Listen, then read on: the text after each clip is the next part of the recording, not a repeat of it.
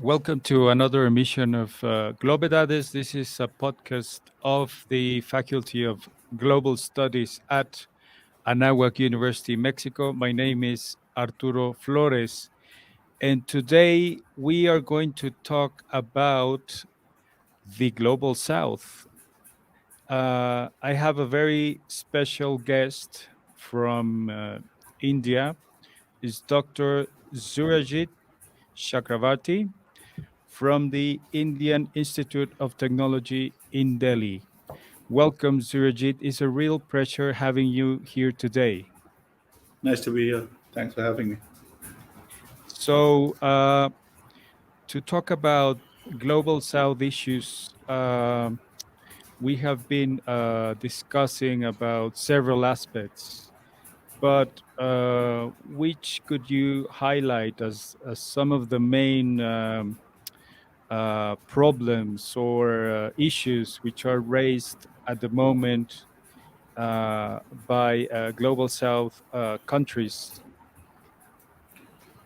Well, it's not the easiest question to answer. I think we must start by acknowledging the diversity that exists within the South. It's not one thing from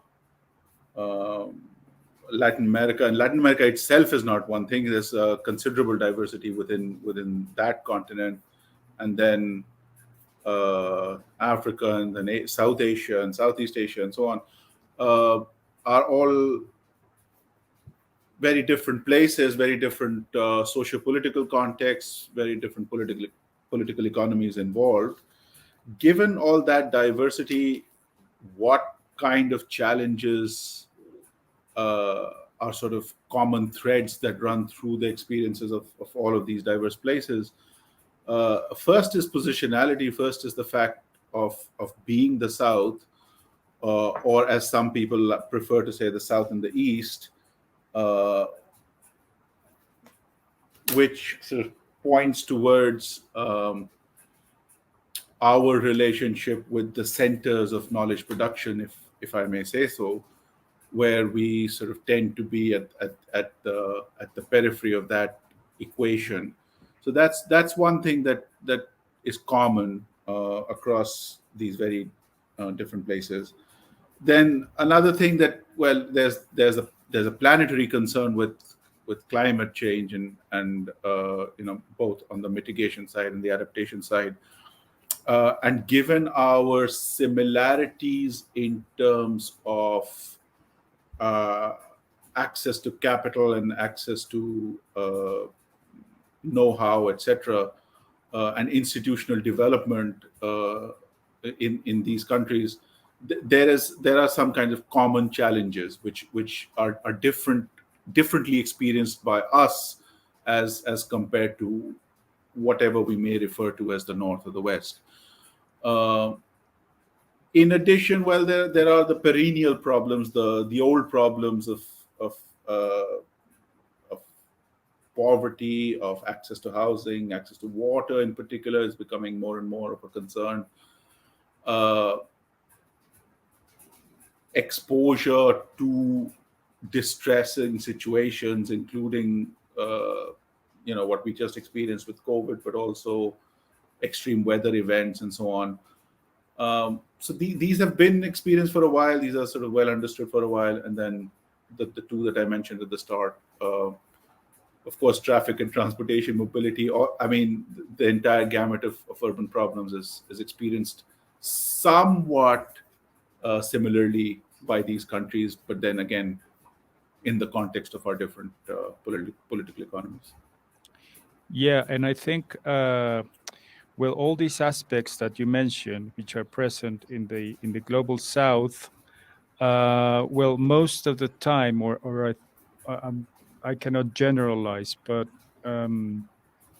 most of the time we look at solutions or at best practices from the North, when perhaps we could develop like tailored solutions from the South, being built by the South. And I do not know if you could tell us something on this respect, like what is the relevance of developing solutions or looking at ways to try to solve all these situations from a global south perspective? Again, these are not easy questions to to answer or resolve so quickly, but it's in the spirit of dialogue, in the spirit of having a conversation about these things. I think the a part of the problem at least starts with recognizing what issues we face. So, for example, one of the issues being faced by India right now is uh, the urbanization of small towns and the urbanization of formerly rural areas into towns. And from my conversations with you and from others, I know that this is India is not alone in facing this problem. That these are problems faced elsewhere, but not so much in the global north. And so it's first we have to acknowledge that we have certain problems, that we have uh, the kinds of problems that no one else is going to come and solve for us, that we have to develop our own creative solutions for. And then we have to start talking to each other. How are you tackling this, and how are we tackling this? But then you could just as well ask, why aren't we doing this already? And that's where I think our bigger problem is, of the how many of us are able to represent our context in arenas and forums that have legitimacy, and whether we are invited there and whether we are able to get there. And so I think more and more people are becoming aware that there is a decolonization problem with knowledge production. And when that is addressed more substantively, I think we will be able to make more progress towards both shedding light on our problems and then moving towards resolving them. Yeah, I think it's very important what you say about actually gaining like relevance in several forums or highlighting the problems of the South in places where these problems are normally perhaps not perceived in the same way by all the actors. So as we know, well, the ones that we are suffering all these things, well, we are aware of them, but maybe most of the people are not aware of them.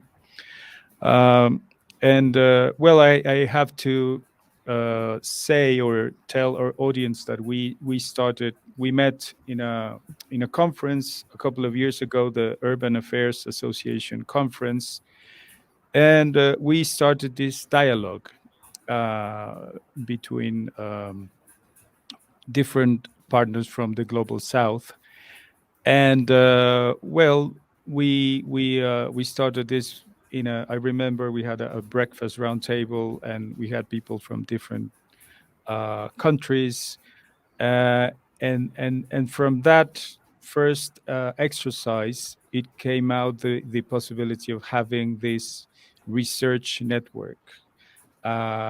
Could you tell us about how this started and where it is at the moment? Well, it did start at the Urban Affairs Association, as you mentioned. I mean, there have been different people involved along the way, uh,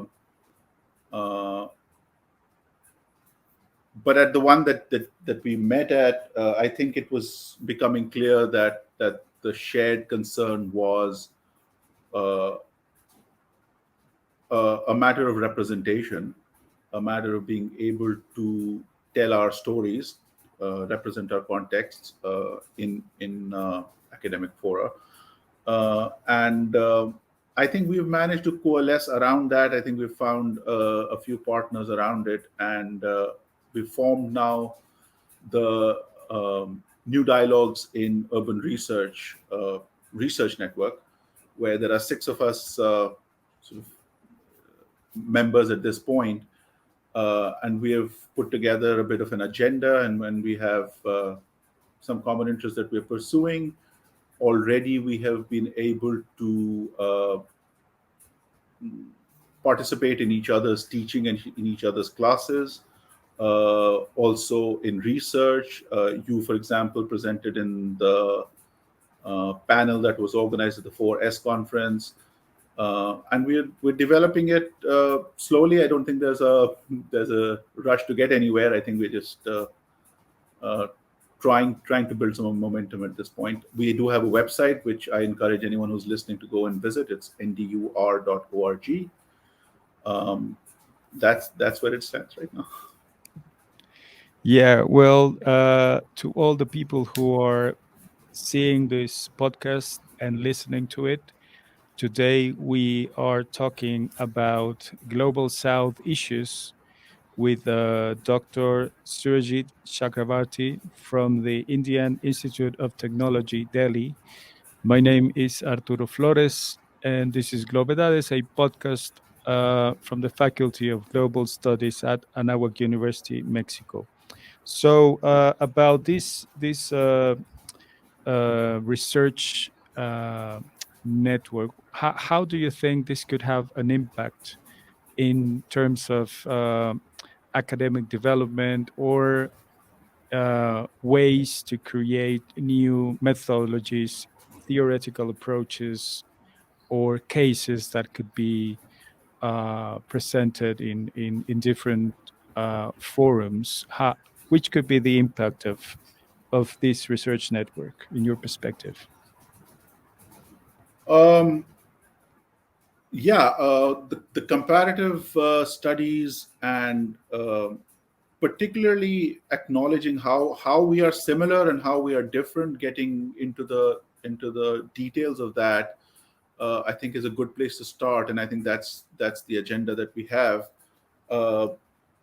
But beyond that, I think the important contribution that I think we are set up to make is bringing attention to other ways of looking at situations, at context, because so far, sort of the agenda has been driven by the perspectives of scholars that are not typically based in the global south. Not to say that global scholars are absent from the dialogue, but just if you look at the proportion of work coming out of the global south, it's a small percentage of the overall research. And so I think when that happens, certain priorities get missed out. Also, certain opportunities for a thorough review based on local knowledge gets missed out. And I think if and when we get around to representing our own context, I think we will be able to tell a richer story, or at least perhaps a different story than the ones that have been told so far. So I think if we are able to do that at some point, that will be a great achievement. So the South development of knowledge and cooperation could be or will be a crucial part in this network. And how do you think that the transfer of, for example, or the lesson learning, or however we want to call it, between these global South perspectives could take place? Do you suggest that, for example, look at having discussion panels, or having publications, or which would be the best ways to do it? You said that there is a website of the research network, so that's another way of communicating, or using, for example, these types of podcast, or to make people aware about the problems the global south is facing. Which channels do you recommend, or do you think are going to be, or could be more relevant for I mean, global South countries? all of the above. I think we're doing all of these things, and we must continue to do all of these things. Uh, for outreach purposes, for getting the word around and getting the word across, I think the website helps, and the podcast is excellent. I think it's a great way to spread our message. And thank you for putting this together. But also in terms of impact, in terms of policy impact, I think we do need to get into serious academic publishing, and coordinate our efforts, or at least be aware of each other's efforts, do the comparative work, try to get the people who agree, who are like-minded around the world, and I do mean the North as well, get everyone on board with the agenda of decolonization of knowledge, and of getting us to represent our own contexts. Yeah, I agree with you. I mean, all these channels are very important, and also what you said about writing like serious academic articles is also a very relevant part, I think, in all this process that we are facing. And also, I think that there are issues, for example, with dealing with aspects like technology. We share this common recent projects that we were both doing on smart cities, and it was like a starting point of conversation. Uh, how would these technological processes could relate to the global South realities, or how do you feel they are being adapted, or how are they being used in the global South? All these technological changes that we have had in the last decades. I mean, it's inevitable as technology progresses that we engage with it. We can't, just observe it from the sidelines. The world is moving forward. Technology is moving forward. It always does. But I think the challenge for our part of the world is to be able to imagine a digital transformation, digital urban transformation, digital transformation of habitats, uh, that works for our people and puts our people at the center, and the needs of our people at the center. And so we should ask ourselves, is our intervention helping raise the Human Development Index? Is our intervention helping meet sustainable development goals? That kind of digital urban transformation, we have to imagine it ourselves. And also, uh, I mean, technology goes together with a lot of rules, regulations, institution building, and so on. So it's a little naive to expect that without that hard work, that the technology by itself will deliver the results that we want. So we have to be mindful at all times that there is all that hard work of the appropriate rules, regulations, safeguards, and so on that needs to be done uh, before we start building smart cities or any other kind of digital urban transformation. Yeah, I think that the well, what I have been finding in the research that I was involved about smart cities is that one of the main important issues is to have like the involvement of the public or the users of all these technologies, because otherwise they will be like left out and wouldn't be considered as part of a process of developing all these initiatives dealing Sure. with technological tools. And I think one of the challenges that we have as citizens living in the global South is how to be part of this development of technology, because I think it happens something similar as with other aspects, like with Mhm. academia and other um, uh, things that we have spoken about, that most of them are like imposed from other perspectives, and then try to be implemented in the global south in our context, and this makes it well very very challenging and very at times like we don't have a voice about how technologies are being developed. So Yeah, I agree with you. Yeah, sure. so Um, it sort of goes back to the research that I think we are both interested in similar themes of the research of, that there's the entire challenge of developing our own planning institutions even before the smart layer is overlaid on top of it. I mean, there's the old planning that had so many flaws over the decades that needed to be addressed, and I think that hard work remains to be done still, and I think our contexts. It's even more important in our context. It's even more central to our future. I think we shouldn't just rush along without doing that fundamental work. yeah, just a reminder for the people who are listening and watching this podcast. Today we are talking about Global South issues with Dr. Surajit Chakravarty from the Indian Institute of Technology in Delhi. My name is Arturo Flores, and this is a podcast from the Faculty of Global Studies called GLOBEDADES. So, Surajit, in recent weeks, we just were involved in the process of signing an MOU between our academic institutions.